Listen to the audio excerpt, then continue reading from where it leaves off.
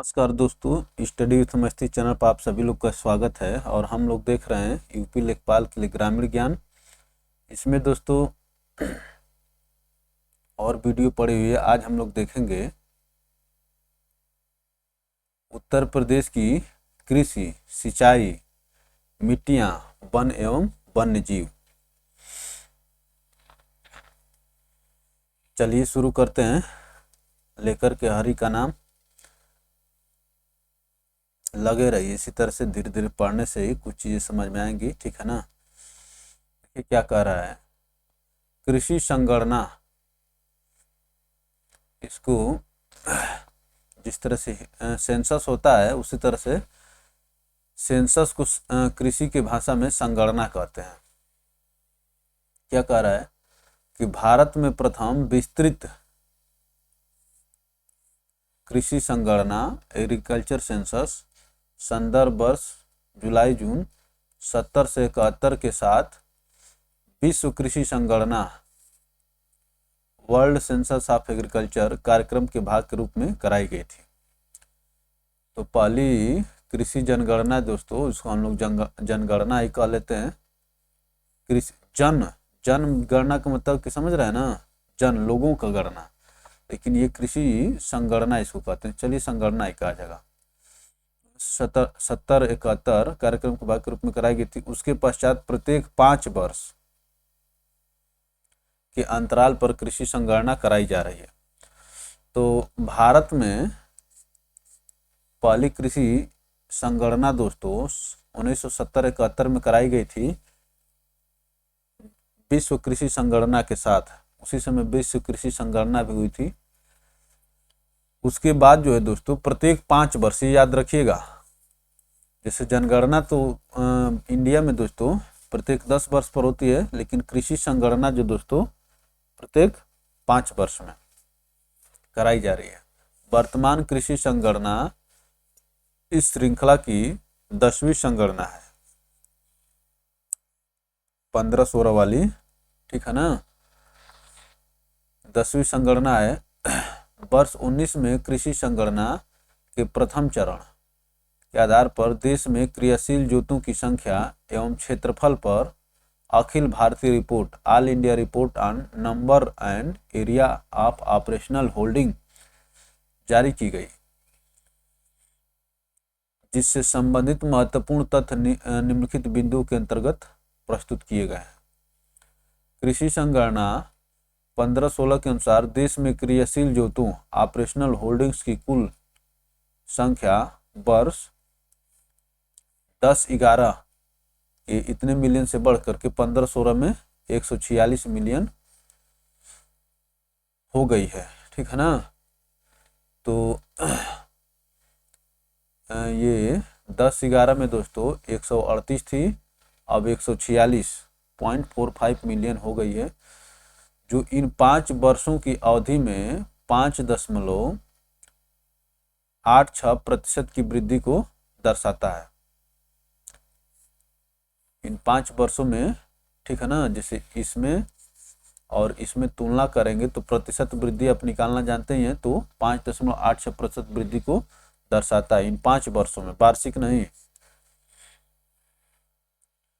चलिए आगे चलते हैं। फिर नीचे पिछले लेखपाल में जो प्रश्न पूछे हुए थे वो दिए हुए हैं, उनको हम लोग देखेंगे। इसके विपरीत परिचालित क्षेत्र, ऑपरेटेड एरिया का हिस्सा विगत 5 वर्षों में अर्थात मिलियन हेक्टेयर से घटकर 157 मिलियन हेक्टेयर रह गया है, जो 1.1% की कमी को दर्शाता है। ऑपरेटेड एरिया, तो ऑपरेटेड एरिया दोस्तों 10-11 के जो में था 159 मिलियन, लगभग 160 मिलियन हेक्टेयर से घट करके 15-16 में 157.82 मिलियन हेक्टेयर रह गया है, जो 1.11% की कमी को दर्शाता है।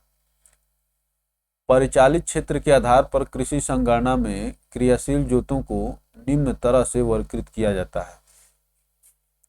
परिचालित क्षेत्र, ऑपरेटेड एरिया, देश में क्रमिक कृषि संगणनाओं में क्रियाशील जोतों का औसत आकार निरंतर घटता जा रहा है, निरंतर घटता जा रहा है। ठीक ना, देखें कि यहाँ पर घटा था। वर्ष 1970-71 में क्रियाशील जोतों का औसत आकार इतना हेक्टेयर था। क्रियाशील जोतों का औसत आकार इतना हेक्टेयर था, बड़े बड़े माने खेत होते थे, ठीक है ना, जो उत्तरोत्तर घटते हुए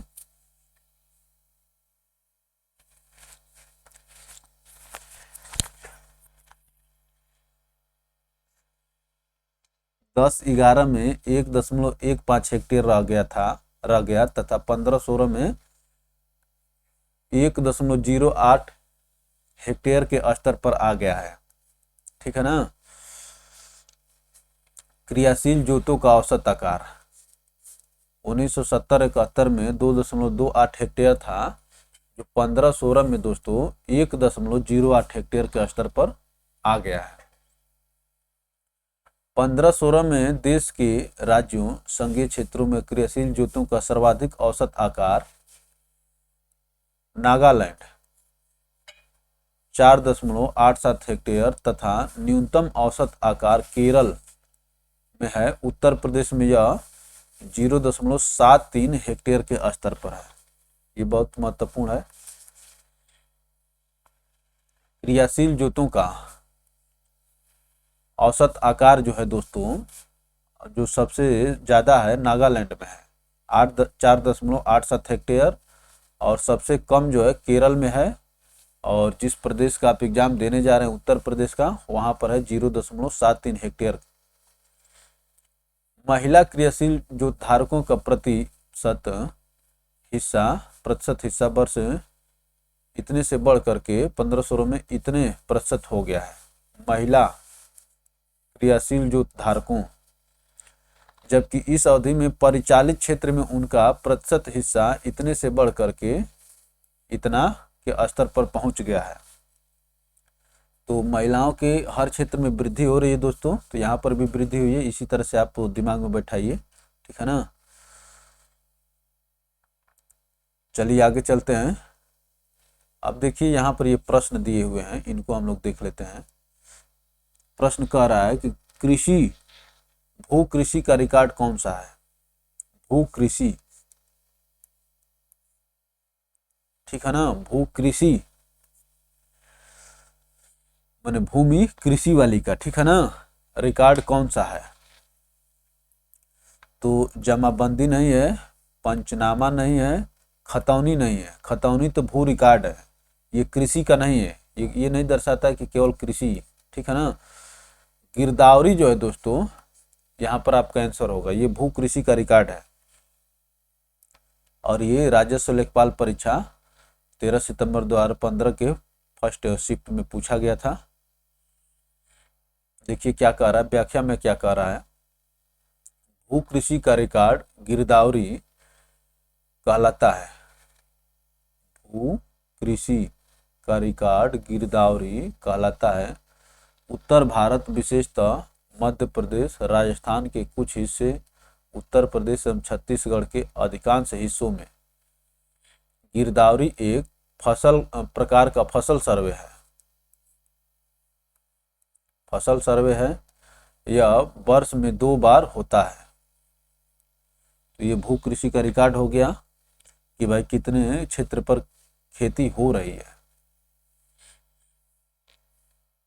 उत्तर प्रदेश की प्रमुख व्यावसायिक फसल क्या है, बताइए।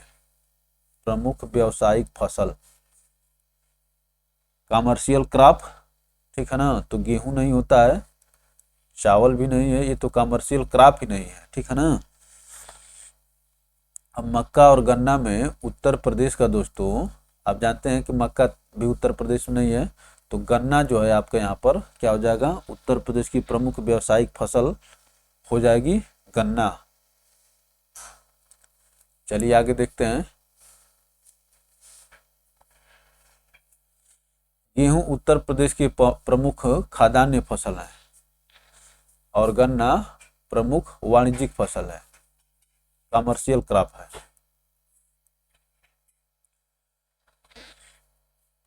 क्या कह रहा है, निम्नलिखित में से कौन से दो जुताई के प्राथमिक उपकरण है? जुताई के, खेत जोतने के प्राथमिक उपकरण है, बताइए।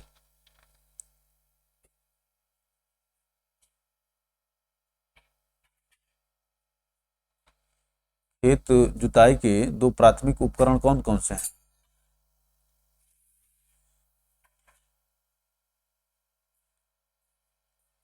तो देखिए दोस्तों, इसमें जो है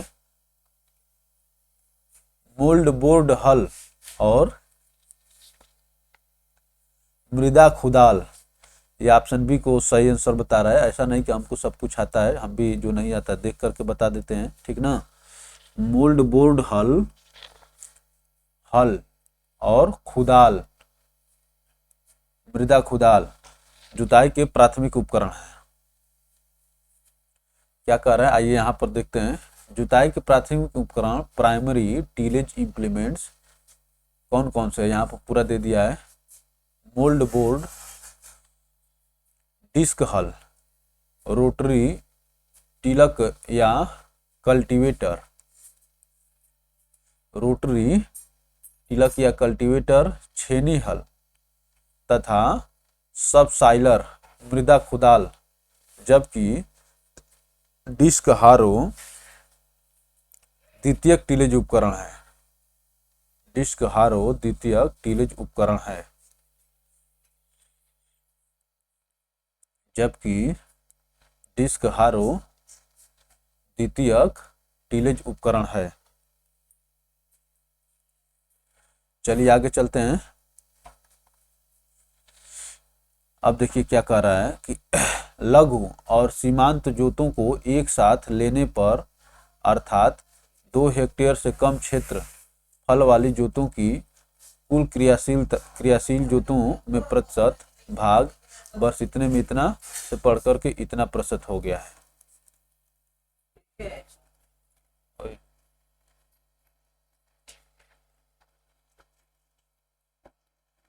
क्या कह रहा है दोस्तों, लघु और सीमांत। अभी हम लोग देखेंगे कि लघु और कहते हैं कि सीमांत किसको कहते हैं। लघु और सीमांत जोतों को एक साथ लेने पर, अर्थात 2 हेक्टेयर से कम, तो लघु 2 हेक्टेयर से कम वाले होते हैं। 2 हेक्टेयर से कम क्षेत्रफल वाली जोतों की कुल क्रियाशील जोतों में प्रतिशत भाग, प्रतिशत भाग वर्ष 10-11 में इतने 85% से बढ़कर 1586% हो गया है। ऐसी जोतों का परिचालन क्षेत्र में हिस्सा जो इतने प्रतिशत था से बढ़कर 1516 में इतने प्रतिशत के स्तर पर पहुंच गया है। अब देखिए, अर्ध मध्यम, सेमी मीडियम तथा मीडियम आकार की जोतों का, अर्थात 2 से 10 हेक्टेयर तक क्षेत्रफल वाली जोतों का कुल क्रियाशील जोतों में प्रतिशत, कुल क्रियाशील जोतों में प्रतिशत हिस्सा 11 से 10-11 माने 14% से घटकर 1516 में इतना प्रतिशत रह गया है। तो मैंने ये दर्शा रहा है दोस्तों कि बड़े जो क्षेत्रफल हैं खेत के मैंने वो घट रहे हैं। देखिए ये छोटे वालों में बढ़ोतरी हुई थी, लघु और सीमांत को ले लिया जाता है दोस्तों, तो ये 85 से 86 हो गई, इसमें बढ़ोतरी हो गई। और इसमें जो देख रहे हैं कि इसमें घटोतरी हो गई है, 14.29% से 13.35% हो गया है। ये देखिए दिया हुआ, और ये बहुत ही महत्वपूर्ण यहाँ से पूछा जाता है। तो क्या कह रहा है, सीमांत जोत 1 हेक्टेयर से कम, इसको मार्जिनल कहते हैं, मार्जिनल, और इसको लघु, स्मॉल। तो 1 हेक्टेयर से कम क्षेत्रफल वाली जगह को दोस्तों, खेत को माने सीमांत कहते हैं, और 1 से 2 हेक्टेयर वाले को लघु कहते हैं। अर्ध मध्यम जोत, अर्ध मध्यम जोत 2 से 4 और मध्यम जोत 4 से 10 और बृहद जोत 10 हेक्टेयर और इससे अधिक। तो ये याद रखेंगे दोस्तों आप, ठीक है ना।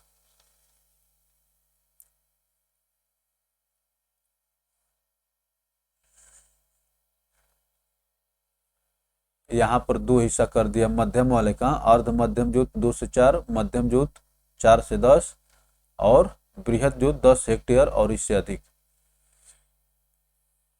चलिए ये देख लीजिए, कुछ डाटा है, मैंने इनको देखना जरूरी है। ऐसी जोतों का इस अवधि में परिचालित क्षेत्र में भाग क्रमशः इतने से घट करके इतना प्रतिशत पर आ गया, 44 से घट करके।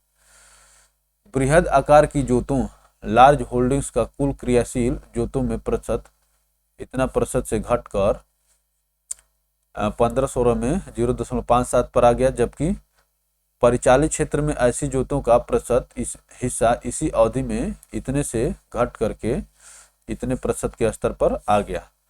तो ये देखा जा रहा है दोस्तों कि बड़े क्षेत्रों में कमी आ रही है, उनके प्रतिशत में कमी आ रही है, घट रहे हैं, और छोटे क्षेत्रों बढ़ रहे हैं। इससे बस इतना ही देखिए।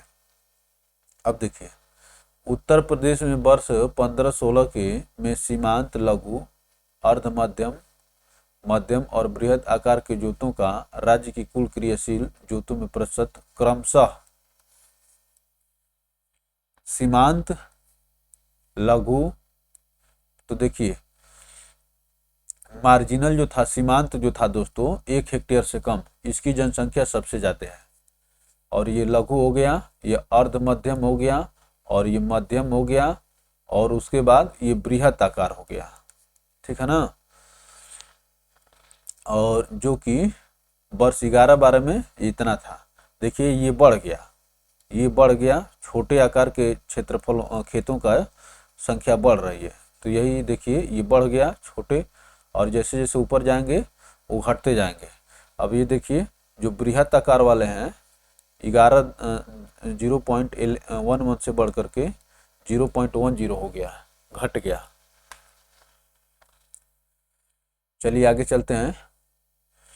तो सीमांतों का जो प्रतिशत है दोस्तों उत्तर प्रदेश में 15-16 के अनुसार 80.18% है। वर्ष 15-16 में उत्तर प्रदेश में सीमांत, लघु, अर्ध मध्यम, मध्यम, बृहद आकार की जोतों के तहत परिचालित क्षेत्र का राज्य के कुल परिचालित क्षेत्र में प्रतिशत जो है प्रतिशत हिस्सा क्रमशः ये दिया हुआ है, जो कि 10-11 में इतना के स्तर पर था। 15-16 में उत्तर प्रदेश में सीमांत, लघु, अर्ध मध्यम, मध्यम और बृहद आकार की जोतों का औसत आकार क्रमशः इतना हेक्टेयर और 0.38 हेक्टेयर। और उसके बाद क्या कर रहा है दोस्तों, इसके बाद सीमांत के बाद लघु आ जाएगा, लघु का इतना हो गया, अर्ध मध्यम का इतना हो गया, मध्यम का इतना हो गया, और ये बृहद का इतना हेक्टेयर है। चलिए कुछ प्रश्नों को देख लिया जाए।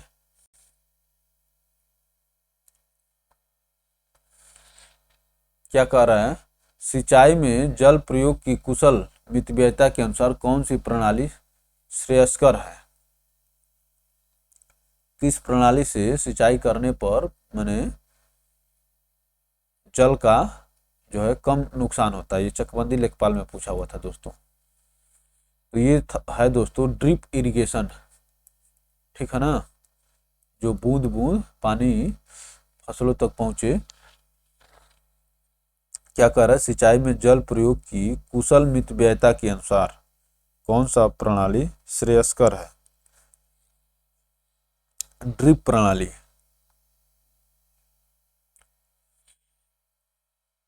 क्या कह रहा है, टपक सिंचाई, टपक पानी जैसे टपकता है, टप टप टप, तो टपक सिंचाई या ड्रिप इरिगेशन सिंचाई की एक विशेष विधि है जिसमें पानी और खाद की बचत होती है। इस विधि में पानी को पौधों की जड़ों पर बूंद बूंद करके टपकाया जाता है, बूंद बूंद करके टपकाया जाता है। इस कार्य के लिए वाल्व, पाइप नलियों तथा एमीटर का नेटवर्क लगाना पड़ता है। इसे टपक सिंचाई या बूंद-बूंद सिंचाई भी कहते हैं, जबकि फुरो प्रणाली कुंड सिंचाई से संबंधित है। जबकि फुरो प्रणाली कुंड सिंचाई से संबंधित है। मिट्टी का कटाव सर्वाधिक किस प्रकार की मिट्टी में होता है, बताइए। मिट्टी का कटाव सर्वाधिक किस प्रकार की मिट्टी में होता है, ये पूछ रहा आपसे।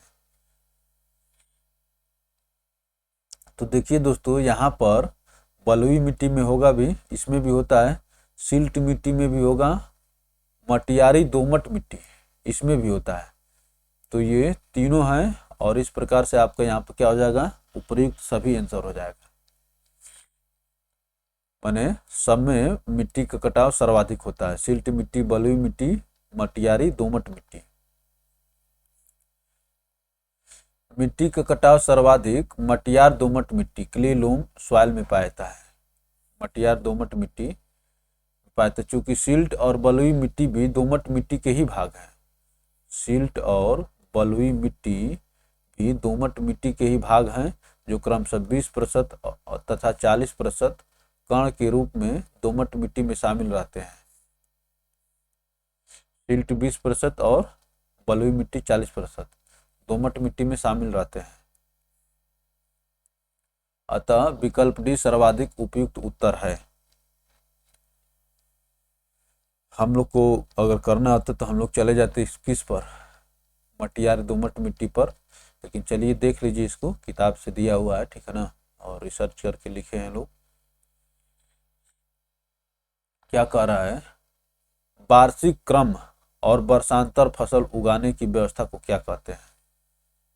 वार्षिक क्रम और वर्षांतर फसल उगाने की व्यवस्था को क्या कहते हैं।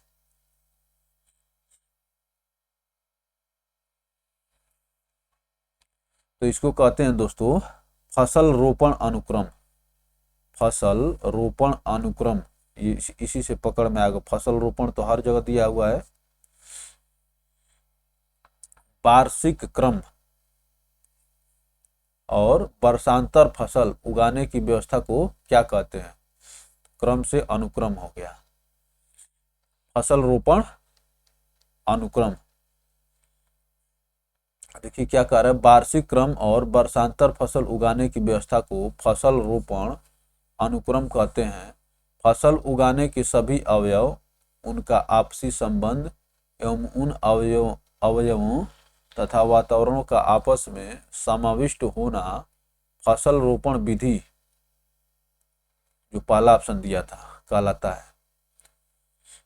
अनुक्रम कहते हैं, यहां से कह रहा है फसल उगाने के सभी अवयव, उनका आपसी संबंध एवं उन अवयवों तथा वातावरण का आपस में समाविष्ट होना फसल रोपण विधि कहलाता है।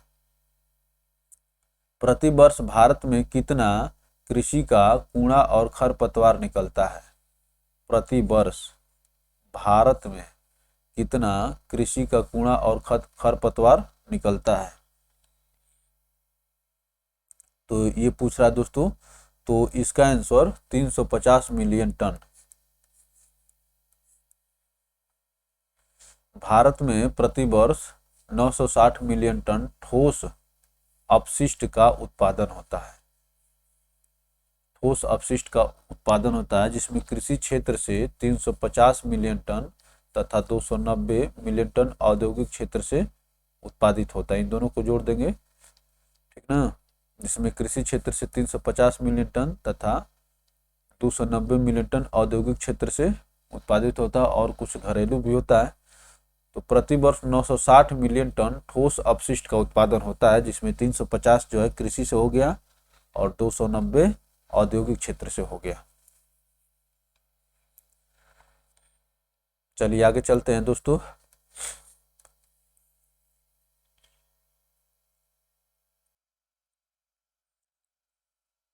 तो देखिए, जो हम लोग पीछे मैंने थियरी चल रही थी, उसमें था कि 1516 में उत्तर प्रदेश में सीमांत, लघु, अर्ध मध्यम, मध्यम और बृहत आकार की जोतों का औसत आकार तो उसी में कह रहा है, जबकि सभी आकार वर्गों की जोतों का औसत आकार उत्तर प्रदेश में 0.73 हेक्टेयर है। ये यूपी की बात कर रहा है। औसत आकार जो खेतों का है जो दोस्तों 0.73 हेक्टेयर है। ये उत्तर प्रदेश की बात कर रहा है। ये चीज महत्वपूर्ण डाटा है। औसत आकार 0.73 हेक्टेयर है। चलिए आगे चलते हैं। कृषि संगणना 1516 के अनुसार देश के 36 राज्यों संघ क्षेत्रों में से 14 राज्यों यथा आंध्र प्रदेश, बिहार, छत्तीसगढ़, गुजरात, कर्नाटक, केरल, मध्य प्रदेश, महाराष्ट्र, उड़ीसा, राजस्थान, तमिलनाडु, तेलंगाना, उत्तर प्रदेश और पश्चिम बंगाल का देश की क्रियाशील जोतों की कुल संख्या में लगभग कितने प्रतिशत हिस्सा है? देश की क्रियाशील जोतों की कुल संख्या में लगभग 91% हिस्सा है। ठीक है ना दोस्तों? तो ज्यादा यही सब खेती वाले हिस्से हैं। और जैसे अभी जम्मू कश्मीर की बात करें तो वहाँ खेती योग्य भूमि कम है, जबकि कुल परिचालित क्षेत्र में इन 14 राज्यों का हिस्सा इतना है। 1516 में देश की कुल इतने मिलियन क्रियाशील जोतों में सर्वाधिक क्रियाशील जोत धारकों की संख्या वाले राज्य क्रमशः उत्तर प्रदेश, बिहार, महाराष्ट्र, मध्य प्रदेश, कर्नाटक, आंध्र प्रदेश, तमिलनाडु। तो ये सब है दोस्तों। तो आपका उत्तर प्रदेश इसमें सबसे ज्यादा है, 23.82 मिलियन। इतने मिलियन हेक्टेयर परिचालित क्षेत्र में सर्वाधिक योगदान राजस्थान का।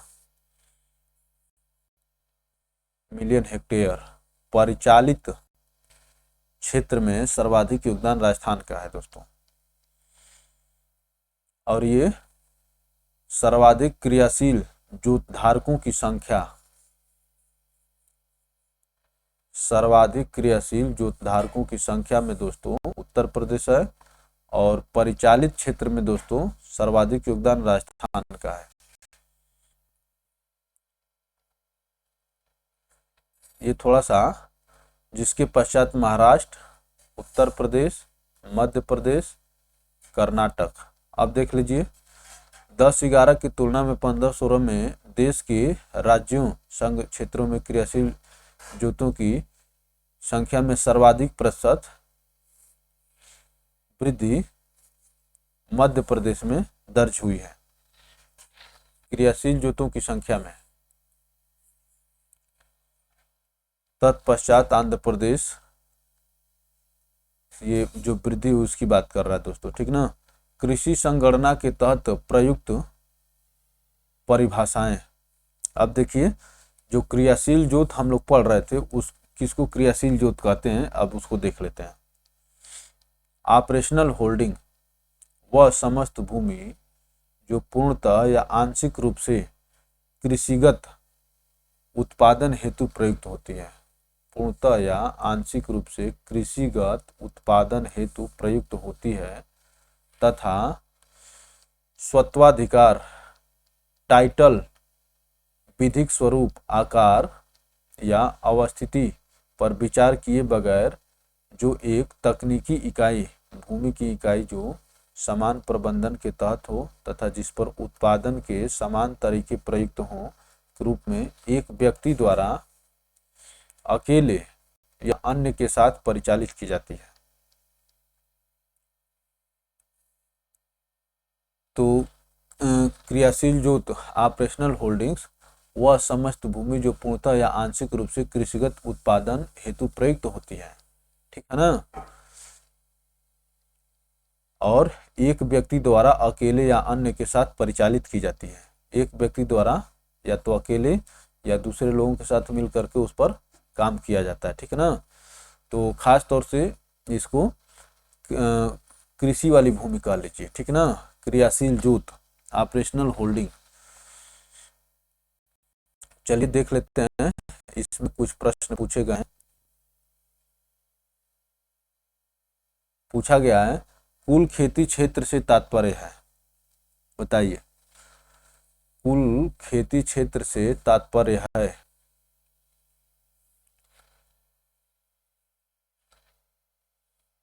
कुल खेती क्षेत्र, कुल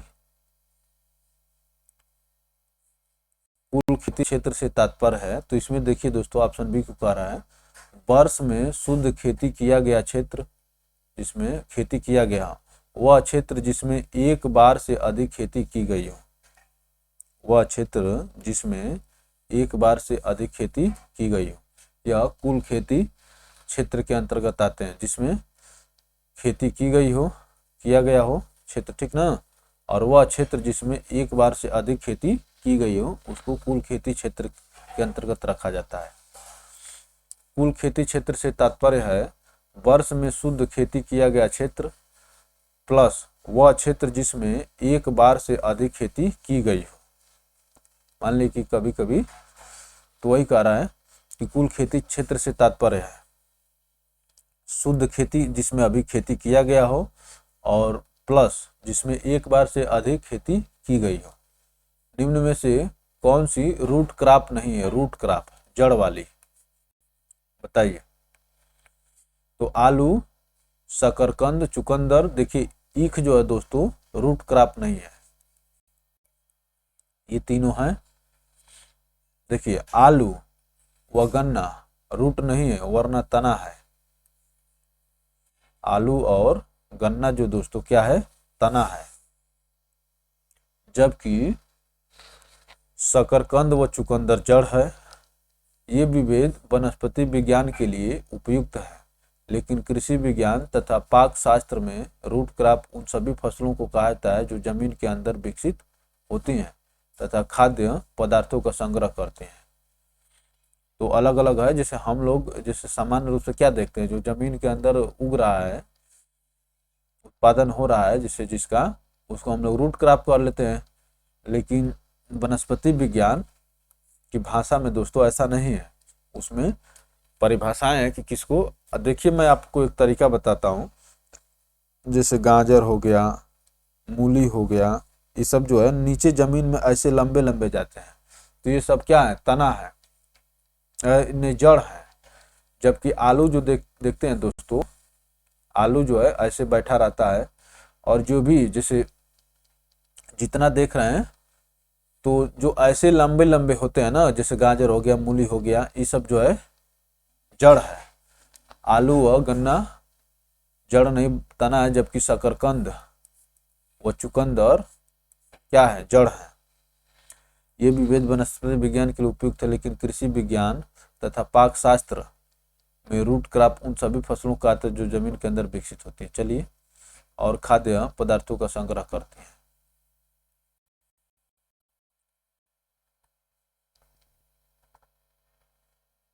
क्या कह रहा है, गेहूं में प्रोटीन का प्रतिशत कितना होता है, बताइए। गेहूं में प्रोटीन का प्रतिशत कितना होता है? तो चलिए इसको हम भी नहीं जानते हैं, देख करके बताते हैं आपको। गेहूं में प्रोटीन का प्रतिशत दोस्तों लगभग 12% होता है। गेहूं में लगभग 12% प्रोटीन पाया जाता है। परिक्षेत्रीय मृदा को और क्या कहते हैं, बताइए।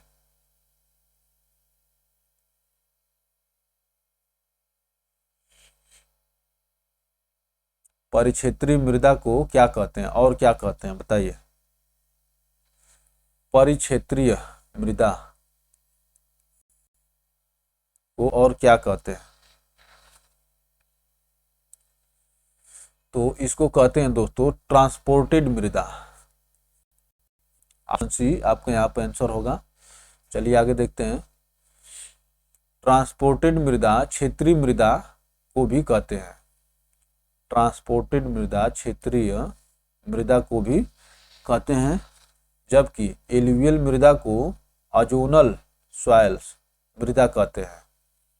एलुवियल को दोस्तों क्या कहते हैं, अजोनल सॉइल्स कहते हैं। ड्रिफ्ट मृदा को भी अजोनल मृदा ही कहते हैं। ड्रिफ्ट ट्रांसपोर्टेड मृदा के अन्य प्रकार हैं जोनल मृदा, इंट्राजोनल, वचा और अजोनल मृदा। ये दोस्तों बहुत टिपिकल है और चकबंदी लेखपाल में ऐसे उटपटांग प्रश्न खूब पूछे गए, ठीक है ना। एनपीके के किस अनुपातिक प्रयोग की संस्तुति की गई है, ये क्वेश्चन अच्छा है। एनपीके के किस अनुपातिक प्रयोग की संस्तुति की गई है? नाइट्रोजन, फास्फोरस और पोटास, बताइए।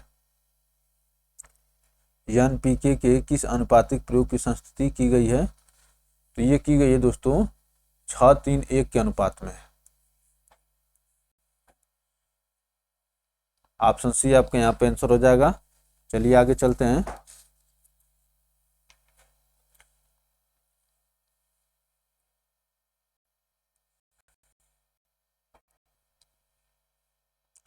अब देखिए, हम लोग जो परिभाषा देख रहे थे अभी इस किताब में ऐसे ही दिया हुआ है, तो हम लोग देखे थे दोस्तों कौन सा, ऑपरेशनल होल्डिंग्स, क्रियाशील जोत, ठीक ना।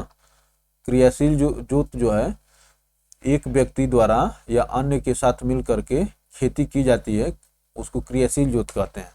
अब देखिए, परिचालित क्षेत्र किसको कहते हैं?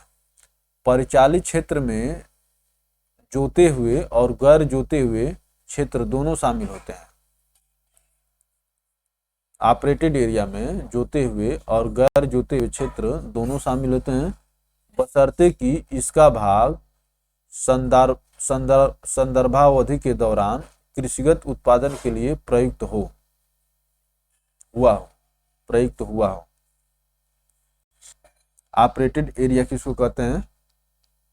तो इसमें जोते हुए और गैर जोते हुए क्षेत्र दोनों शामिल होते हैं, ठीक है ना। अब देखिए, क्रियाशील जोत धारक, ऑपरेशनल होल्डर, वह व्यक्ति जो कृषि जोत के परिचालन के लिए उत्तरदायी होता है। होल्डर, ठीक ना। जोत धारक, वह व्यक्ति जो कृषि जोत के परिचालन के लिए उत्तरदायी होता है। क्रियाशील जोत धारक व्यक्ति इंडिविजुअल या ज्वाइंट या संस्थागत हो सकता है। क्या कह रहा है? तो क्रियाशील जोत धारक, ठीक है ना, तो वही कह रहा है कि ये इंडिविजुअल हो सकता है, ज्वाइंट भी हो सकता है और संस्थागत भी हो सकता है। वह व्यक्ति जो कृषि जोत के परिचालन के लिए उत्तरदायी होता है। जोत धारक हो गया और ऑपरेटेड एरिया हो गया। ऑपरेटेड एरिया का मतलब कि आप कहाँ से कहाँ तक आपकी खेती होती है, ठीक ना। जैसे मान लीजिए कि यहाँ से यहाँ तक होती है और ये वाला खेत जोता हुआ है और ये बिना जोता हुआ है, तो फिर भी तो ये भी ऑपरेटेड एरिया में आएगा ना। भले इस बार अभी इसको जोते नहीं है, लेकिन फिर बाद में जोताई होगी। तो वही कह रहा है कि ऑपरेटेड एरिया में जोते हुए और गैर जोते हुए दोनों क्षेत्र आते हैं। और जोत धारक तो जानते हैं कि वह व्यक्ति जो कृषि जोत के परिचालन के उत्तरदायी होता है। अब देखिए, उत्तर प्रदेश कृषि क्या कह रहा है? उत्तर प्रदेश की अर्थव्यवस्था में कृषि का महत्वपूर्ण योगदान है। जनगणना 2011 के अनुसार, अंतिम आंकड़ों के अनुसार उत्तर प्रदेश राज्य के कुल कर्मकारों में कृषि कर्मकारों का योगदान 59.3% है। कृषि में जो लगे हुए लोग हैं 59.3% है, जिसमें कुल कृषि श्रमिक दीर्घकालिक एवं अल्पकालिक इतने प्रतिशत एवं कुल कृषक दीर्घकालिक एवं अल्पकालिक इतने प्रतिशत है। तो इन दोनों को जोड़ देंगे तो यहाँ पहुंच जाए, कुल कृषि कर्मकारों का योगदान इतना प्रतिशत है, जिसमें कुल कृषि श्रमिक, ये श्रमिक हो गए और ये कुल कृषक हो गए। तो श्रमिकों की संख्या कृषकों से ज्यादा है, ठीक है ना। राज्य अर्थव्यवस्था में प्राथमिक क्षेत्र का भाग 27.5% तथा कृषि वानिकी तथा मत्स्य का भाग इतना प्रतिशत। यही कारण है कि, ठीक है ना, क्या कह रहा है, यही कारण है कि उत्तर प्रदेश में कृषि को अर्थव्यवस्था का मेरुदंड कहा जाता है।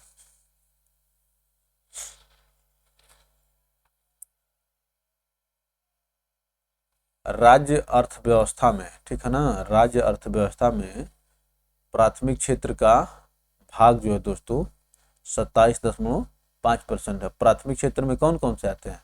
प्राथमिक क्षेत्र में वही जहाँ से मूल उत्पादन होता है, मूल उत्पादन का मतलब कृषि से संबंधित हो गए, और जो भी और क्या कर रहा है, कृषि, वानिकी एवं मत्स्य का भाग जो है 26.1% है। यही कारण है कि उत्तर प्रदेश में कृषि को अर्थव्यवस्था का मेरुदंड कहा जाता है। देश के कुल खाद्यान्न टोटल फूड ग्रेन्स उत्पादन में सभी राज्यों में उत्तर प्रदेश का स्थान प्रथम है। कृषि निवेश पर देय अनुदान को डीबीटी डायरेक्ट बेनिफिट ट्रांसफर के माध्यम से भुगतान करने वाला देश में उत्तर प्रदेश पहला राज्य है। कृषि निवेश पर देय अनुदान को डायरेक्ट बेनिफिट ट्रांसफर के माध्यम से भुगतान करने वाला देश में उत्तर प्रदेश पहला राज्य है। चलिए आगे चलते हैं। प्रदेश में औसत क्रियाशील जोत आकार 0.73 हेक्टेयर है। ये हम लोग दूसरी बार देख रहे हैं, ठीक ना। एक बार और देखे थे 0 ये, जबकि भारत में यह 1.08 हेक्टेयर है।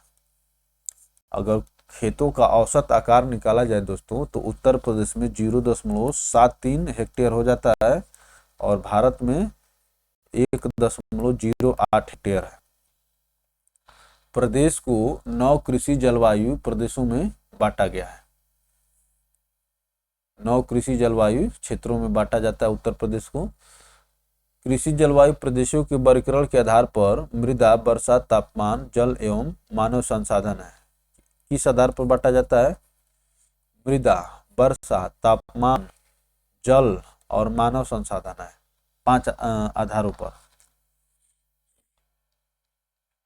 आंकड़ों के आधार पर देश की कुल कृषि योग्य भूमि का लगभग इतना प्रतिशत भाग उत्तर प्रदेश के अंतर्गत आता है, ठीक है ना। तो देश में जो भूमि है दोस्तों उसका 10.39% अर्थात 40% जो उत्तर प्रदेश में आता है। कुल कृषि योग्य भूमि का, चलिए आगे चलते हैं। 17-18 में शुद्ध बोया गया क्षेत्रफल 165 लाख हेक्टेयर था। उत्तर प्रदेश की बात कर रहा है। 17-18 में शुद्ध बोया गया क्षेत्रफल 165 लाख हेक्टेयर था। 16-17 में कुल शुद्ध सिंचित क्षेत्र इसमें से इतने लाख हेक्टेयर था, जबकि सकल सिंचित क्षेत्र इतने लाख हेक्टेयर।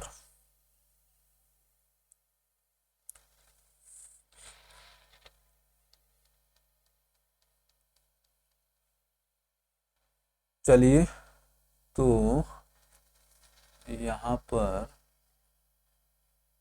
21 होना चाहिए क्या? 21.6 लाख हेक्टेयर था। चलिए देखते हैं। कृषि गणना भारत सरकार के अनुसार उत्तर प्रदेश में कुल जोतों में 1 हेक्टेयर से कम आकार वाली जोतों का प्रतिशत 80। ये देखिए, ये हम लोग दूसरी बार डाटा देख चुके हैं इतना, जबकि राष्ट्रीय औसत इतना है। तो उत्तर प्रदेश में छोटे आकार के खेत जो है ज़्यादा हैं तथा प्रति जोत इतना हेक्टेयर है, ये बार और औसत इतना है राष्ट्रीय। तो ये बहुत महत्वपूर्ण डाटा, इसमें से निकाल लीजिए। देखिए, आप कंप्यूटर नहीं बन सकते हैं, ठीक ना। उत्तर प्रदेश में औसत जो है दोस्तों इतना है, जबकि भारत का इतना है, ठीक है ना। और 1 हेक्टेयर से कम आकार वाले लोगों का प्रतिशत जो है दोस्तों किसानों का उत्तर प्रदेश में 80.18 है, जबकि राष्ट्रीय औसत जो है 70 के आसपास है। देश की कुल इतने मिलियन कृषि जोतों में सर्वाधिक जोतें इतने उत्तर प्रदेश में हैं। देश की कुल मिलियन क्रियाशील जूतों में से सर्वाधिक संख्या में जूते इतने मिलियन उत्तर प्रदेश में है। प्रदेश को 9 कृषि जलवायु प्रदेशों में बांटा गया है। तो ये क्वेश्चन दोबारा पूछ लिया, ठीक है ना। मैंने ये चीजें बार बार आपको ये पूछा जाता है, ठीक है ना। अब आइए देखते हैं क्या कह रहे हैं यहाँ पर। तो ये एनपीके वाला जो चल रहा था वो वाला है, नाइट्रोजन फास्फोरस पोटास का आदर्श आनुपातिक अनुपात 4:1 का माना जाता था, ठीक ना। 10-11 में 4:1 माना जाता था, परंतु 11-12 में यह अनुपात 6:3:1 होता है। यह अनुपात लगभग 6:3:1 होता है। तो पहले जो दोस्तों 4:2:1 था 10-11 में, और 11-12 में हो गया दोस्तों 6:3:1 एनपीके का आदर्श अनुपात, ठीक है ना।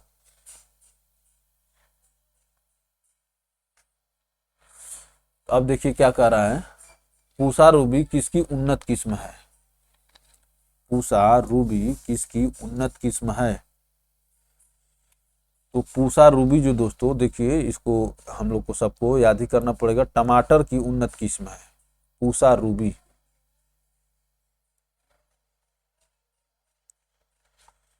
पूसा रूबी टमाटर की उन्नत किस्म है। टमाटर की अन्य उन्नत किस्में हैं अर्का विकास, पूसा अर्ली ड्वार्फ आदि। पूसा अर्ली ड्वार्फ आदि। एक थ्रेशर द्वारा दानों का अधिक नुकसान होता है यदि। एक थ्रेशर द्वारा दानों ग्रेन्स का अधिक नुकसान होता है यदि किस रूप में, बताइए। पकी फसल को थ्रेशर में डालने में कमी हो, ठीक है ना। जैसे कम कम डालेंगे थ्रेसिंग के लिए तो उसमें दानों को अधिक नुकसान पहुंचेगा। यही कह रहा है, एक थ्रेशर द्वारा दानों का अधिक नुकसान होता है यदि पकी फसल को थ्रेशर में डालने में कमी हो। आदर्श रूप से मशीन से थ्रेसिंग फसल कटाई के तुरंत बाद शुरू किया जाना चाहिए। आदर्श रूप से मशीन से थ्रेसिंग फसल कटाई के तुरंत बाद शुरू किया जाना चाहिए।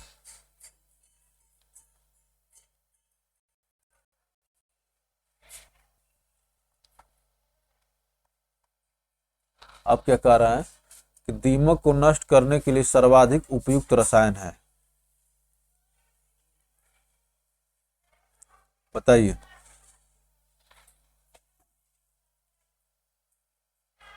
तो दीमक को नष्ट करने के लिए सर्वाधिक उपयुक्त रसायन कौन सा है दोस्तों। तो इसमें बता रहा है ऑप्शन बी को, क्लोरपाइरीफस। क्लोरपाइरीफस दीमक को नष्ट करने के लिए।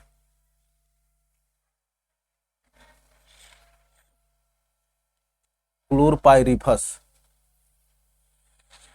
दीमक को नष्ट करने के लिए सर्वाधिक उपयुक्त रसायन क्लोरपाइरीफस है।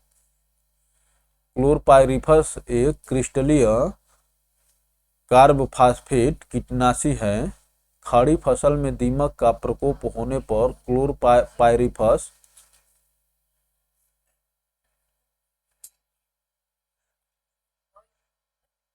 को 2 से 3 लीटर प्रति हेक्टेयर की दर से 10 किग्रा बालू में मिलाकर उचित नमी पर शाम के समय छिड़काव करना चाहिए।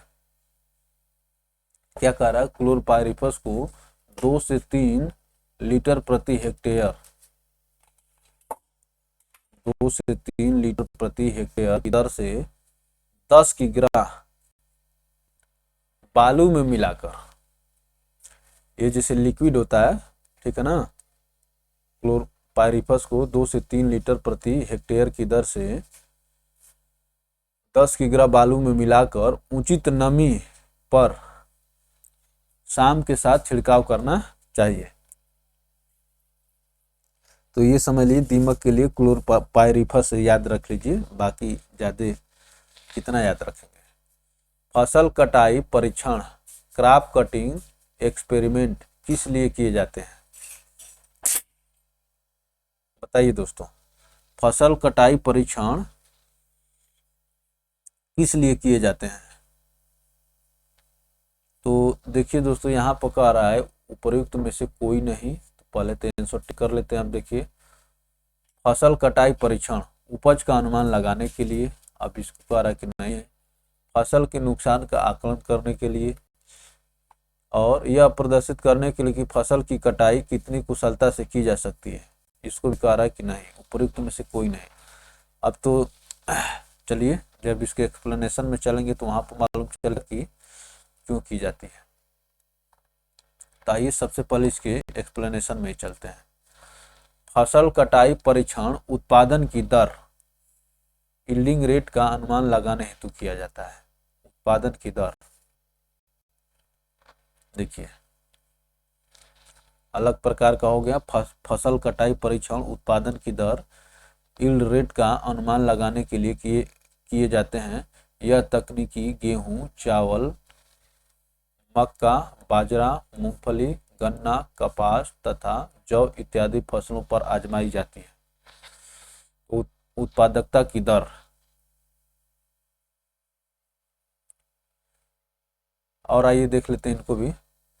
और सभी कुछ प्रतीक्षा कर सकता है किंतु कृषि ने, यह उद्गार किसका है, माने यह स्टेटमेंट किसका है कि सब कुछ प्रतीक्षा कर सकता है किंतु खेती नहीं, बताइए।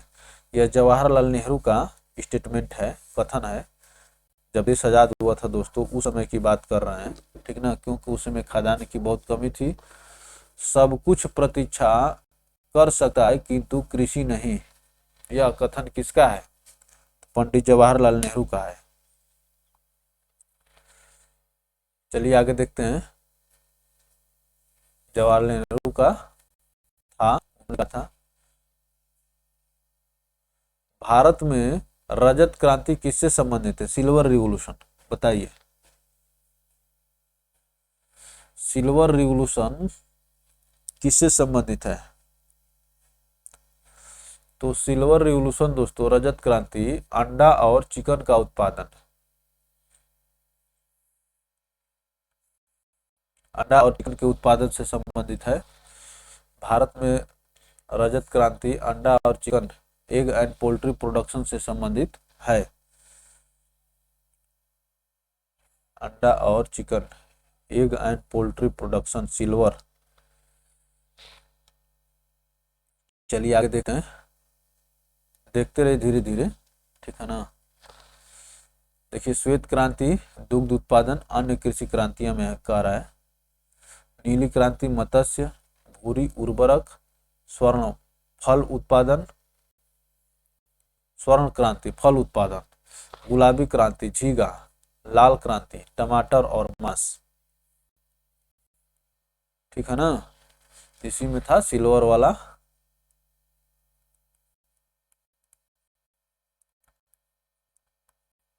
Egg and poultry.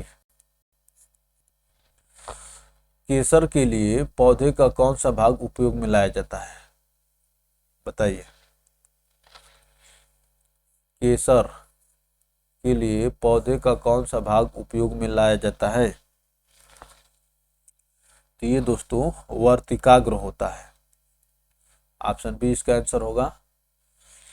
केसर एक सुगंध प्रदान करने वाला पौधा है जिसके पुष्प के वर्तिकाग्र, अंग्रेजी में उसको स्टिग्मा कहते हैं। तो केसर, कुमकुम, जफरान या सैफरान कहते हैं स्टिग्मा को, ठीक ना।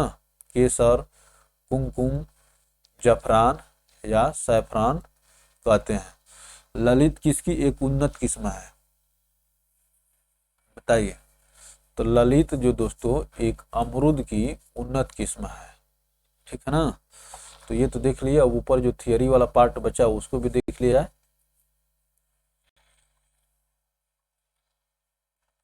ये इसीलिए बीच बीच में प्रश्न दिया है ताकि आप उत्साहित रहें, ठीक ना, और बीच बीच में आपको थियरी भी बताते रहे।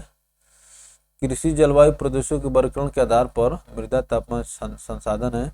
उत्तर प्रदेश सरकार द्वारा कृषि को रबी, खरीफ, जायद की फसलों के बीजों, कृषि उपकरणों, कंपोस्ट, खाद्यान्न उत्पादन जैसे उर्वरकों, कृषि रक्षा रसायनों व भंडारण हेतु बर्तनों, बखारी की खरीद पर अनुदान दिया जाता है।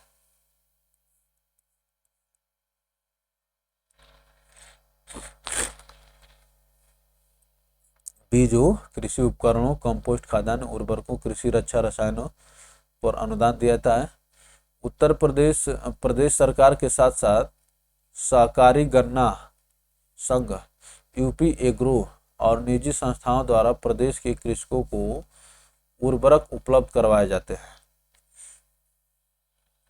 सहकारी गन्ना संघ, यूपी एग्रो और निजी संस्थाओं। अधिनियम 1955 के अंतर्गत उर्वरक को आवश्यक वस्तु की श्रेणी में रखा गया है। उर्वरक को आवश्यक वस्तु की श्रेणी में रखा गया है, साथ ही इनके गुणों पर विशेष ध्यान दिया गया है। आवश्यक वस्तु की श्रेणी में रखने का फायदा नुकसान ये होगा दोस्तों कि इसमें जो है आप इनका मैंने ऐसा नहीं कि बहुत ज़्यादा भंडारण कर सकते हैं। देखिए, वर्ष 1985 के उपकरण नियंत्रण आदेश के द्वारा निर्धारित मानकों से कम के उर्वरक का निर्माण और क्रय विक्रय निषेध है। वर्ष 1985 के उर्वरक नियंत्रण आदेश के द्वारा निर्धारित मानकों से कम के उर्वरक का निर्माण और विक्रय निषेध है। मृदा की उर्वरता स्तर, मृदा स्वास्थ्य को सुधारने के लिए राष्ट्रीय कृषि विकास योजना के अंतर्गत वर्ष 8-9 में मृदा स्वास्थ्य सुधार कार्यक्रम उत्तर प्रदेश कृषि विभाग द्वारा चलाया गया। राष्ट्रीय कृषि विकास योजना के अंतर्गत वर्ष 8-9 में मृदा स्वास्थ्य सुधार कार्यक्रम, मृदा स्वास्थ्य सुधार कार्यक्रम उत्तर प्रदेश कृषि विभाग द्वारा चलाया गया। मृदा की उर्वरता बढ़ाने के लिए जैव उर्वरक के प्रयोग पर बल दिया गया है। जैव उर्वरक के प्रयोग पर बल दिया गया है। चलिए आगे चलते हैं। मृदा की उर्वरता के परीक्षण के लिए प्रदेश के कृषि विभाग द्वारा 78-89 में 10 मंडलीय मृदा सर्वेक्षण इकाइयां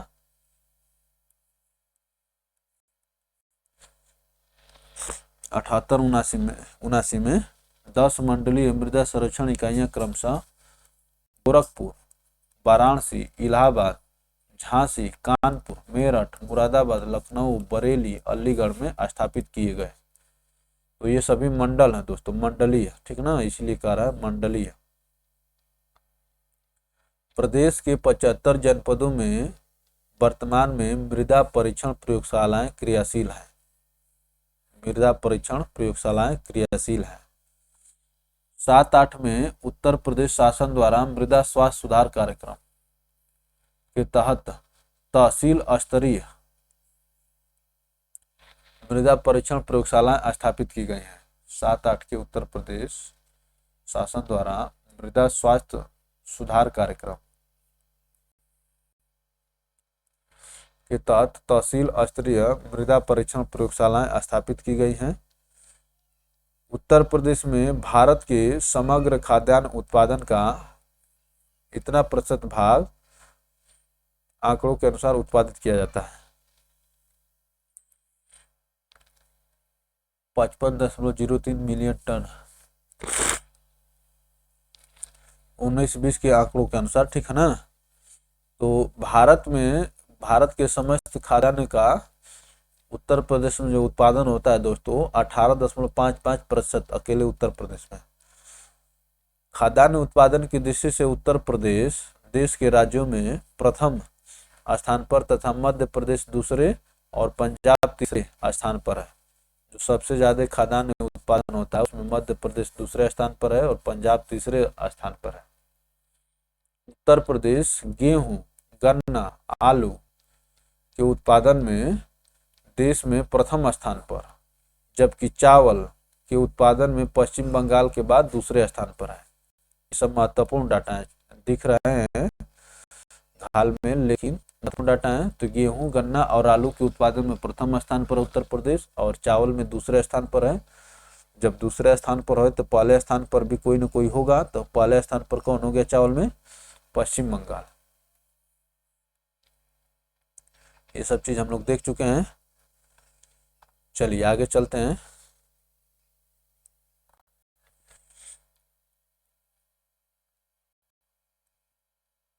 प्रयोगशाला से खेतों तक कार्यक्रम का शुभारंभ उत्तर प्रदेश राज्य सरकार द्वारा किया गया है। प्रयोगशाला से खेतों तक कार्यक्रम का शुभारंभ उत्तर प्रदेश सरकार द्वारा किया गया है। चलिए, उत्तर प्रदेश में वर्ष भर में कुल 3 प्रकार की फसलें पैदा की जाती हैं। ये सब महत्वपूर्ण डाटा आने लगे। रबी, खरीफ, जायद। अब देखिए, रबी की फसल के अंतर्गत गेहूं, जौ, मटर, चना, तंबाकू, सरसों, लाही और एवं आलू आदि फसलें उगाई जाती हैं। देखिए, आलू की फसल जब गेहूं की समय होता है उसी समय उगाई जाती है, ठीक है ना। खरीफ की फसल के अंतर्गत चावल, गन्ना, ज्वार, बाजरा, ज्वार और बाजरा भी बरसात के समय बोए जाते हैं। मक्का, कपास, सनई एवं कुछ दलहन फसलों का उत्पादन भी किया जाता है। दाल मुख्य रूप से रबी की फसल है, उसीलिए कह रहा है कि कुछ दलहन फसलों का उत्पादन भी किया जाता है। जायद की फसल के अंतर्गत तंबाकू रबी में भी है। जितनी पूरी चीजें होती हैं वो ज्यादा जगह एग्जिस्ट होती हैं, ठीक है ना। तंबाकू, खरबूजा, तरबूज, ककड़ी, काशी फल एवं प्याज का उत्पादन किया जाता है। तो प्याज जायद की फसल हो गई, ठीक है ना। अब देखिए, गेहूं के बारे में क्या है। उत्तर प्रदेश में गेहूं की उत्पादकता 34.32 कुंतल प्रति हेक्टेयर अनुमानित है।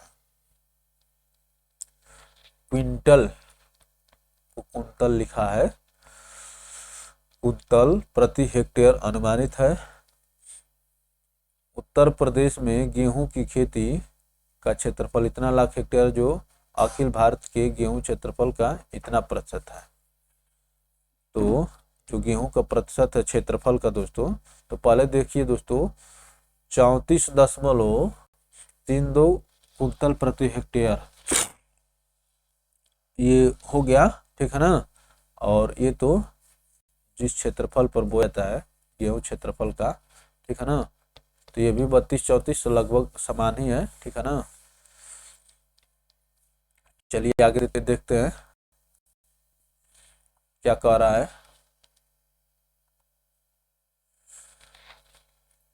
के अनुसार उत्तर प्रदेश में गेहूं का उत्पादन इतने मिलियन टन रहा, जो अखिल भारतीय के गेहूं उत्पादन का इतना प्रतिशत है। भारत के गेहूं उत्पादन का लगभग 30% जो है उत्तर प्रदेश उत्पादन करता है।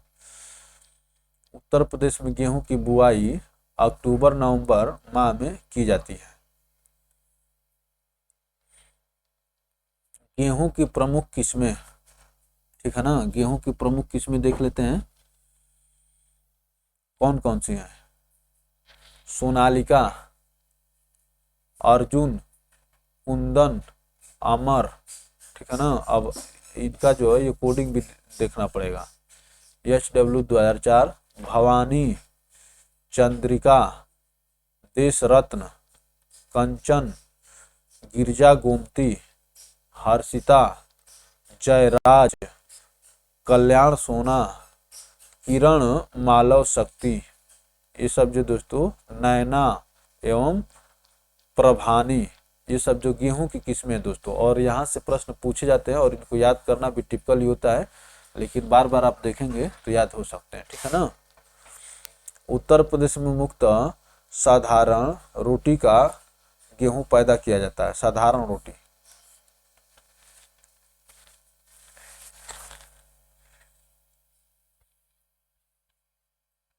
उत्तर प्रदेश में मुख्यतः कह रहा है दोस्तों, उत्तर प्रदेश में जो गेहूं उत्पादन होता है उसे साधारण रोटी का गेहूं पैदा किया जाता है। उत्तर प्रदेश में गेहूं की फसल की कटाई मार्च अप्रैल माह में की जाती है।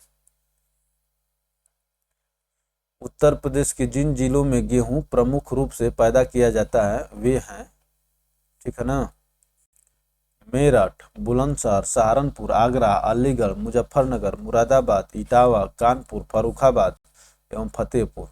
भैया पूर्वी उत्तर प्रदेश वाला कहाँ चले गए? उत्तर प्रदेश के दक्षिण पठारी क्षेत्र में गेहूं की कृषि नहीं की जाती है। दक्षिण पठारी क्षेत्र अर्थात बुंदेलखंड वाला क्षेत्र हो गया। उत्तर प्रदेश के दक्षिण पठारी क्षेत्र में गेहूं की कृषि नहीं की जाती है। तो आइए अभी इसको भी देखा जाए। ये प्रश्न था दोस्तों कि ललित जो है अमृत की एक उन्नत किस्म है। अमृत की अन्य किस्में हैं इलाहाबादी सफेदा, सरदार, इलाहाबादी सुरखा, दूधे खाजा, चित्तदार आदि। इलाहाबादी सफेदा, सरदार, इलाहाबादी सुरखा,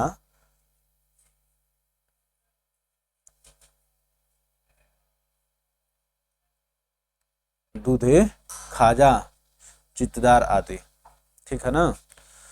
तो देखते रहिए, धीरे धीरे देखने से ही काम चलेगा। कृषि कार्य में लगे ट्रैक्टर की आवाज किस स्तर से अधिक नहीं होनी चाहिए? चकबंदी लेखपाल में खूब उठपटांग क्वेश्चन पूछा था दोस्तों।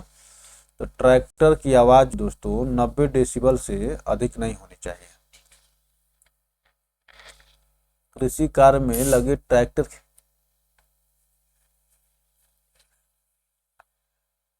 ट्रैक्टर की आवाज यद्यपि 90 डेसिबल से अधिक नहीं होनी चाहिए, लेकिन सामान्यतः यह 90 से 100 के बीच रहती है। कह रहा है कि 90 डेसिबल से अधिक नहीं होनी चाहिए, लेकिन रहती कितने है दोस्तों? 90 से 100 के बीच।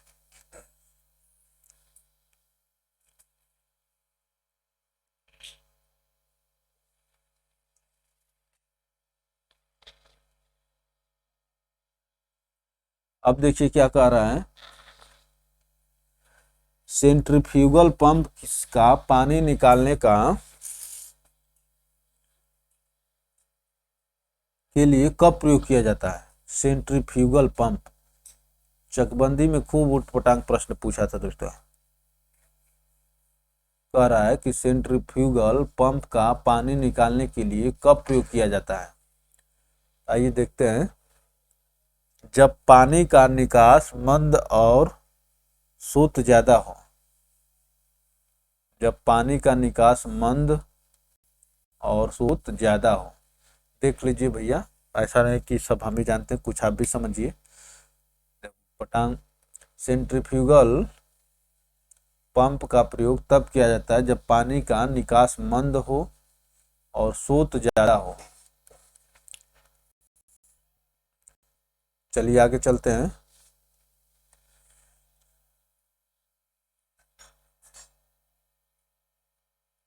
धान में भूसी का प्रतिशत अनुमानतः कितना होता है? बताइए। लीजिए पिटारा खोलते हैं। 20%। 20% धान में भूसी होती है। धान में भूसी का प्रतिशत अनुमानतः 22% होता है। 22% होता है, जबकि चावल 78% होता है, ठीक है ना। मैंने तो 100 किलो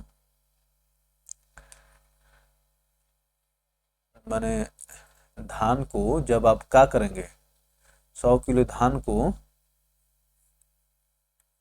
अगर आप मैंने कुटाई कराएंगे, ठीक है ना, तो उसमें से आपको 78 किलो क्या निकलेगा? चावल, और 22% क्या निकल जाएगा? भूसी। चावल के उन्नत बीज की प्रति हेक्टेयर बीजारोपण दर होती है 15 किग्रा।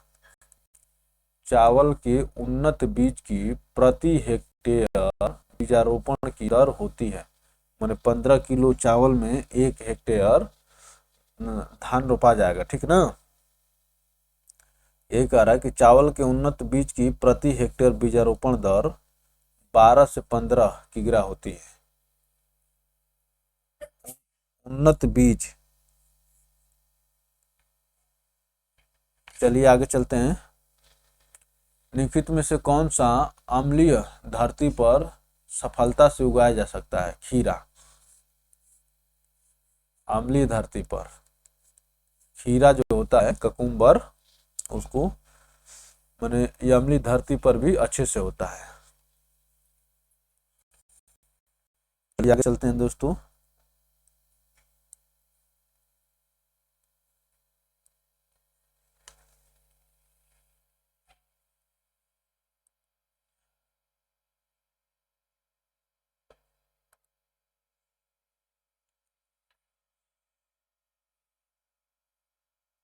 अब क्या कह रहा है? नोरिन 10 गेहूं में बौनेपन का जीन है। नोरिन 10 जो दोस्तों गेहूं में बौनेपन का जीन है, DGUJ चावल में बौनेपन का जीन है। देख लीजिए, ओपेक 2 जीन का संबंध मक्का से है। तो नोरिन गेहूं हो गया, ठीक है ना, और DGUW जेन, अब देख लीजिए यहाँ लिखा हुआ है DGU का मतलब क्या हो गया बताइए? यू लिख दे क्या? जेन, चावल में बौनापन का जीन है, और ओपेक 2 जीन का संबंध मक्का से है। मैक्रोनी गेहूं असिंचित परिस्थितियों अथवा सूखा प्रभावित क्षेत्रों के लिए सर्वाधिक उपयुक्त है। जहाँ पानी की उपलब्धता कम होती है वहां की बात कर रहा है।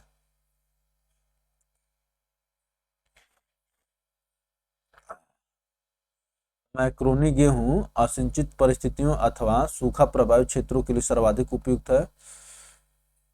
रस्ट गेहूं की फसल का रोग है। यह 3 प्रकार का होता है। कौन कौन सा? येलो रस्ट, ब्राउन रस्ट और ब्लैक रस्ट, ठीक है ना। रस्ट जो है गेहूं का फसल का रोग है। कल्याण सोना गेहूं की उन्नत किस्म है। कल्याण सोना ये उन्नत किस्म है। गेहूं उत्पादन क्या कर रहा है? उत्पादक अग्रणी 3 राज्य। अखिल भारत में प्रतिशत हिस्सा उत्तर प्रदेश का है जो दोस्तों 30%, ये 19-20 का डाटा है, ठीक है ना। और मध्य प्रदेश में 18%, पंजाब में 16%। और टन में देखा जाए दोस्तों, मिलियन टन में, तो उत्तर प्रदेश में 32.59 मिलियन टन उत्पादन हुआ है।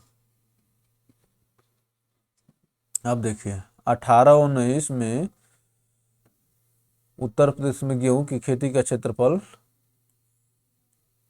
इतने मिलियन हेक्टेयर था, जो संपूर्ण भारत में गेहूं की खेती के क्षेत्रफल का इतना % था, ठीक है ना। तो उत्पादन और प्रतिशत लगभग समान है, ठीक ना। और ये देखिए अखिल भारतीय स्तर पर प्रतिशत जो भारत का है लगभग 30 है, और मिलियन टन उत्पादन 32 हो गया। और गेहूं की खेती का क्षेत्रफल ये मत याद रखिए, ठीक ना। हाँ, लेकिन इसमें जो है ये जरूर याद रखिए। चलिए आगे देखते हैं। अब धान के बारे में देखते हैं। उत्तर प्रदेश में धान की बुआई मई जून माह में की जाती है तथा इसे सितंबर अक्टूबर में काटा जाता है, ठीक ना। मई जून में धान बोया जाता है और सितंबर अक्टूबर में काटा जाता है। कुल खाद्यान्न उत्पादन अग्रणी 3 राज्य हैं, ठीक ना। कुल खाद्यान्न में उत्तर प्रदेश, मध्य प्रदेश, पंजाब चावल की बात नहीं कर रहा है, कुल खाद्यान्न उत्पादन की बात कर रहा है। उत्तर प्रदेश, मध्य प्रदेश, पंजाब। उत्तर प्रदेश में चावल की उत्पादकता 27.04 कुंतल प्रति हेक्टेयर अनुमानित है। ठीक है ना। चलते हैं के अनुसार उत्तर प्रदेश के इतने मिलियन हेक्टेयर क्षेत्र पर चावल की कृषि की गई, जो अखिल भारतीय स्तर का इतना परसेंट है। तो उत्तर प्रदेश में जो खेती की जाती है दोस्तों, 5.75 मिलियन हेक्टेयर पर चावल की खेती की जाती है। जो अखिल भारतीय स्तर पर जितने क्षेत्र पर खेती की जाती है उसका 15.34% है। तो देख रहा है ना, गेहूं की ज़्यादा क्षेत्रफल पर की भी जा रही है, लगभग 32% पर, और उत्पादन भी गेहूं ज़्यादा है। लेकिन चावल जो है कम क्षेत्रफल पर किया जा रहा है, कम उत्पादन भी है। के अनुसार उत्तर प्रदेश में चावल का उत्पादन इतना मिलियन टन हुआ, 15.52 मिलियन टन हुआ, जो अखिल भारत के चावल उत्पादन का 13% है।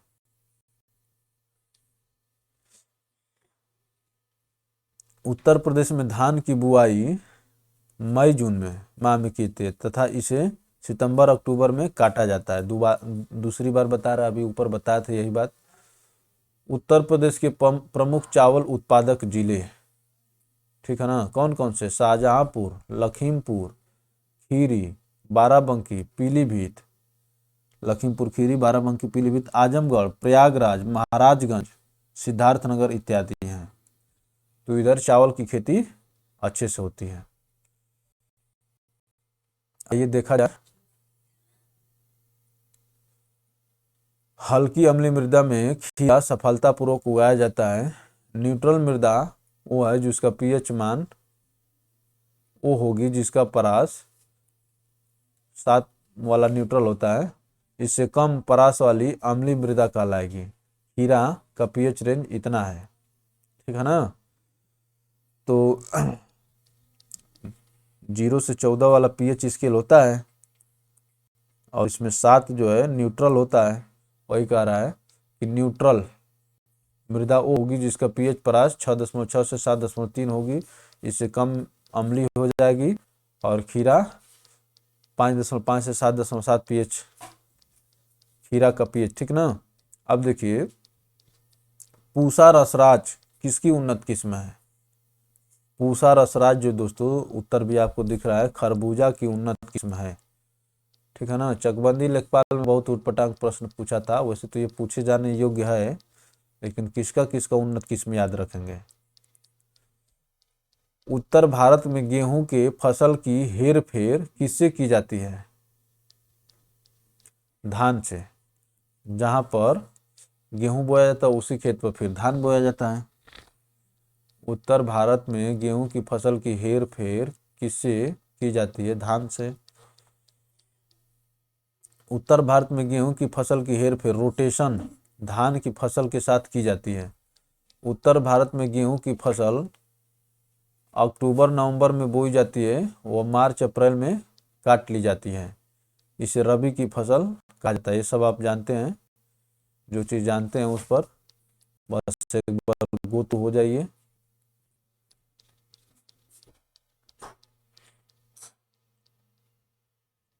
जाबू ग्रामीण खेती करने का तरीका यह विद्यमान है, बताइए। जाबू जो है ग्रामीण खेती करने का तरीका है, यह कहाँ विद्यमान है जाबू? तो जाबू दोस्तों नागालैंड में इस प्रकार की खेती की जाती है। जाबू नागालैंड की एक स्वदेशी कृषि प्रणाली है जिसका मूल स्थान नागालैंड किकुरुमा गांव, जिला फेक है, ठीक ना। नागालैंड का जो जिला है फेक, उसके किकुरुमा गांव में जाबू प्रकार की खेती की जाती है। जाबू का अर्थ है पानी का प्रबंध। यह वानिकी, कृषि, पशुपालन, अच्छी तरह से स्थापित मृदा और जल संरक्षण आधारित संयोजन है। स्थापित मृदा और जल संरक्षण आधारित संयोजन है। किसान चैनल का प्रधानमंत्री द्वारा कब उद्घाटन किया गया? 26 मई 2015 को किसान चैनल का प्रधानमंत्री द्वारा कब उद्घाटन किया गया? तो 26 मई 2015 को 26 मई 2015 को प्रधानमंत्री ने किसानों को समर्पित भारत का पहला टेलीविजन चैनल डीडी किसान चैनल का उद्घाटन किया। ठीक है ना, डीडी किसान चैनल का उद्घाटन किया।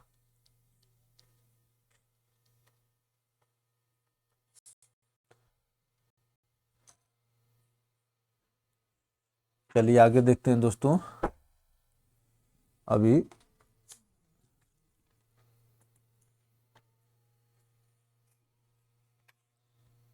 आगे देख लेते हैं, और एक पेज बचा हुआ, फिर बाकी का अलग वीडियो में देखा जाएगा। चावल भारत की प्रमुख खाद्य फसल है। इस संदर्भ में खाद्यान्न में दूसरे स्थान पर गेहूं का है। चावल भारत की प्रमुख खाद्य फसल है, दूसरे स्थान पर गेहूं का है। चावल अपने सबसे महत्वपूर्ण घटक कार्बोहाइड्रेट स्टार्च के रूप में तुरंत ऊर्जा प्रदान करता है, जो एक पोषण मुख्य भोजन है। चावल में दो प्रकार के स्टार्च पाए जाते हैं, एमाइलोज तथा एमाइलोपेक्टिन। ठीक है ना, दो प्रकार के स्टार्च कार्बोहाइड्रेट पाए जाते हैं, ठीक है ना, एमाइलोज एवं एमाइलोपेक्टिन। चावल की प्रमुख किस्में हैं। अब देखिए, जिस तरह से गेहूं का याद किए थे वहां पर फिर चावल का आपको देखना पड़ेगा। जमुना, करुणा, जया, कांची, जगन्नाथ, कृष्णा, कावेरी, हंसा, विजय, पद्मा, अन्नपूर्णा, बाला और रत्ना है।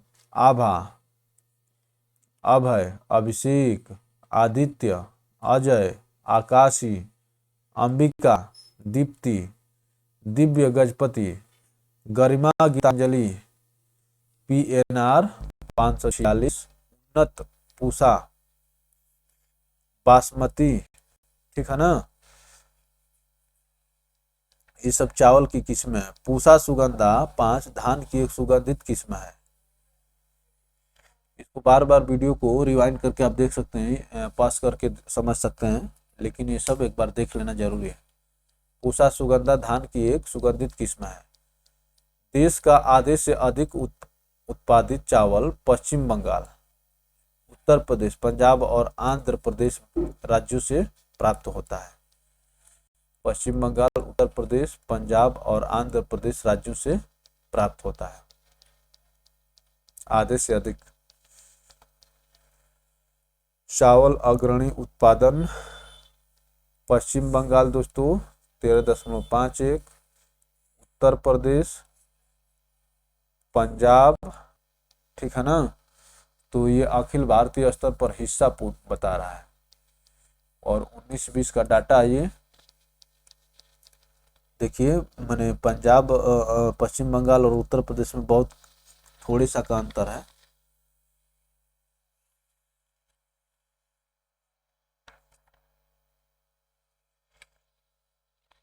चलिए, सुनहला चावल, गोल्डन चावल ओरिजा सैटिवा चावल की एक किस्म है। ओरिजा सैटिवा चावल की किस्म है जिसमें बीटा कैरोटीन, जो खाने वाले चावल में प्रोविटामिन ए उपलब्ध कराता है। प्रोविटामिन ए उपलब्ध कराता है, जैव संश्लेषण के लिए जेनेटिक इंजीनियरिंग द्वारा बनाया गया। गोल्डन चावल की बात कर रहा है, जो ओरिजा सैटिवा चावल की एक किस्म है जिसे बीटा कैरोटीन, जो खाने वाले चावल में विटामिन ए उपलब्ध कराता है, कि जैव संश्लेषण के लिए जेनेटिक इंजीनियरिंग द्वारा बनाया गया है। उत्तर प्रदेश के प्रमुख चावल उत्पादक जिले हैं पीलीभीत, सहारनपुर, महाराजगंज, देवरिया, गोंडा, बहराइच, बस्ती, रायबरेली, मऊ, बलिया, लखनऊ, वाराणसी, गोरखपुर। ये सब चावल उत्पादक जिले हैं। अब बाजरा देखेंगे हम लोग। उत्तर प्रदेश में बाजरा की खेती मुख्यतः 40 से 50 सेंटीमीटर वार्षिक वर्षा वाले क्षेत्रों में की जाती है। उत्तर प्रदेश में बाजरा मई से जुलाई माह के मध्य बोया जाता है तथा सितंबर से दिसंबर माह में के मध्य काटा जाता है। तो मई से जुलाई,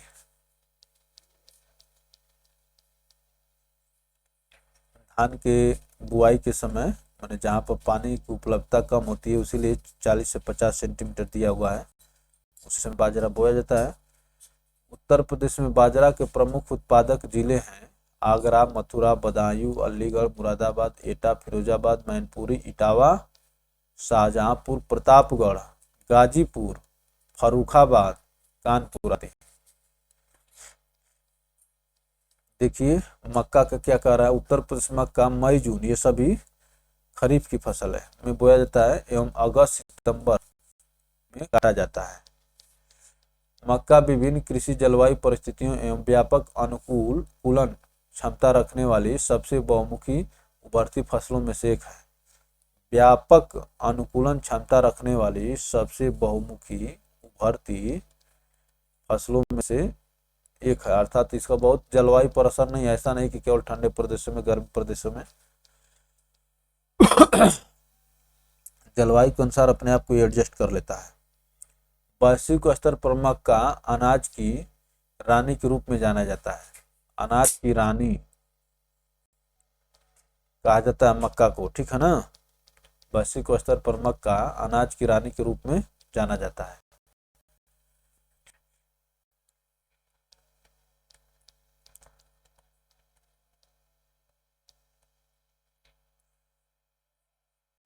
C4 पौधा मक्का एवं गन्ना है।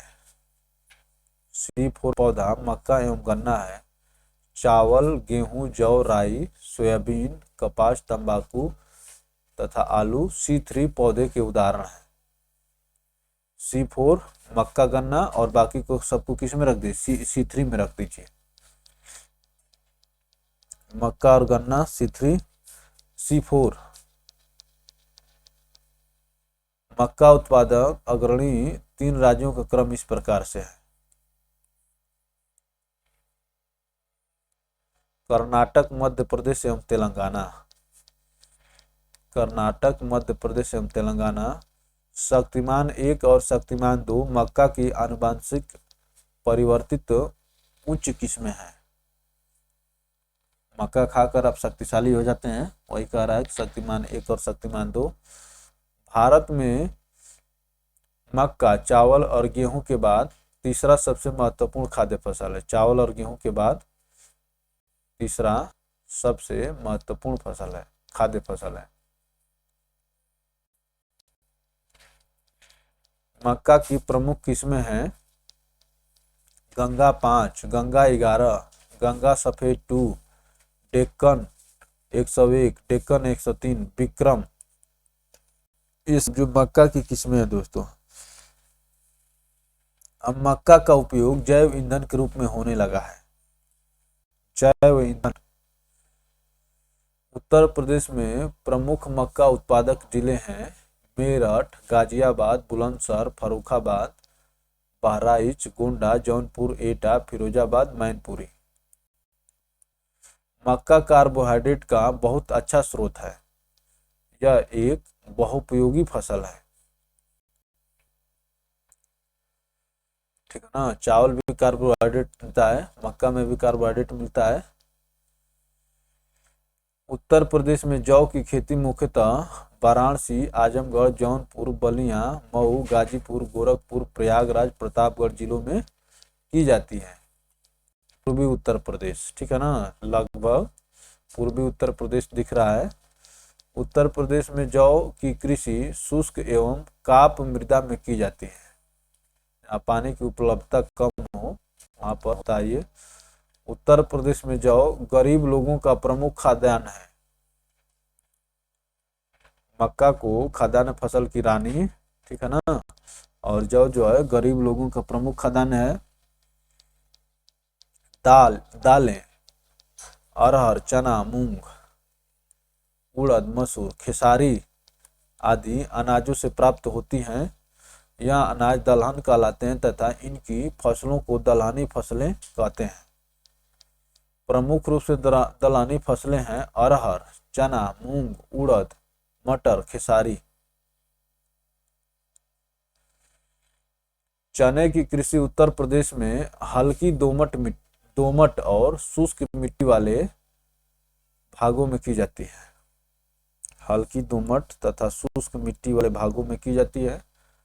उत्तर प्रदेश के प्रमुख चना उत्पादक जिले ललितपुर, बांदा, हमीरपुर, झांसी, जालौन, मिर्जापुर, सोनभद्र, कानपुर, फतेहपुर, सीतापुर एवं बाराबंकी हैं। इधर जो है शुष्क मिट्टी पाई जाती है, हल्की दोमट एवं शुष्क। सर्वाधिक चना बुंदेलखंड क्षेत्र में पैदा होता है। चने की विभिन्न प्रजातियां हैं, ठीक ना। कौन कौन सी हैं अब ये देखिए। पंत, गौरव, राधे, केफोर, भारती, जेजी, फलेजी, MNK, जेजी 73, ठीक ना, जेजी 11, जेजी 73, उदय, पूसा काबुली, गुजरात ग्राम, RAU, जेजी, विजय वैभव, जवाहर ग्राम काबुली, बीजी, पूसा, ये सब जो देख लीजिए। धारवाड़ प्रगति, गुजरात ग्राम 212 IPC के। इतना कौन याद रखेगा। तो इसको आप देखते रहिए, ठीक है ना दोस्तों। और देख लेते हैं कितना बचा हुआ है।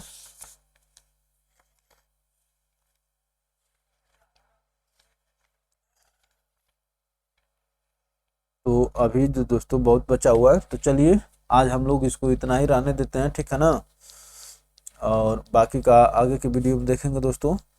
तो अगर हम लोग का प्रयास आपको अच्छा लग रहा है, वीडियो को लाइक करके शेयर करिए और चैनल को सब्सक्राइब कर घंटी के आइकन को प्रेस करिए ताकि आपको हर एक वीडियो का नोटिफिकेशन मिलता रहे दोस्तों। चलिए मिलते हैं फिर दूसरे वीडियो में, तब तक के लिए धन्यवाद।